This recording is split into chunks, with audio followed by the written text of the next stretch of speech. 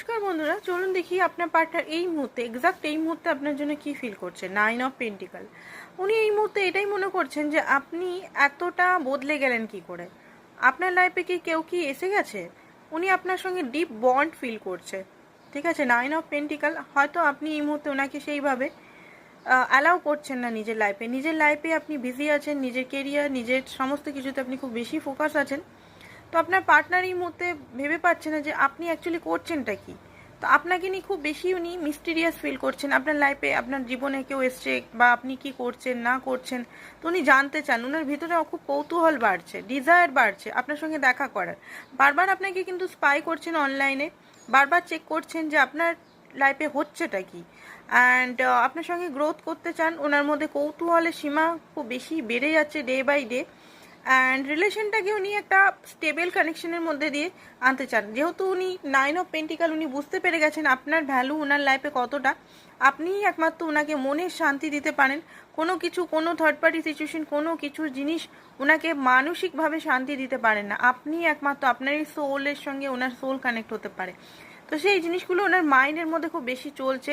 And আরেকটা stand নিতে উনি, মানে ওনার মনে হচ্ছে যে আরেকটা স্ট্যান্ড নিই আপনার সঙ্গে, মানে 9 অফ পেন্টিকালকে আরেকটা যদি অ্যাকশন উনি নেন, তাহলে 10 অফ পেন্টিকাল। আপনার সঙ্গে হারমোনিয়াস একটা স্টেবিলিটি ইয়া ম্যারেজ প্ল্যানিং ওনার মধ্যে চলছে। বাট আদেও কি আপনি এখন মানবেন? আদেও কি আপনি কি সেই আছেন সেই ব্যক্তি, না চেঞ্জ হয়ে গেছেন? আপনার মধ্যে চেঞ্জেস চলে এসছে ওনার মতে।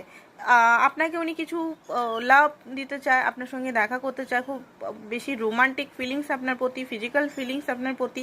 পুরনো সেই দিনগুলো, যে দিনটা আপনি আর আপনার পার্টনার একসঙ্গে কাটিয়েছেন, হতে পারে খুব ছোটোর থেকে, সেই জিনিসগুলো খুব বেশি উনি চিন্তা করছেন। আপনাকে কোনো গিফট বা উপহার উনি দিতে চান, বাট দিতে ভয় লাগে ওনার, যে আপনি নেবেন কি নেবেন না।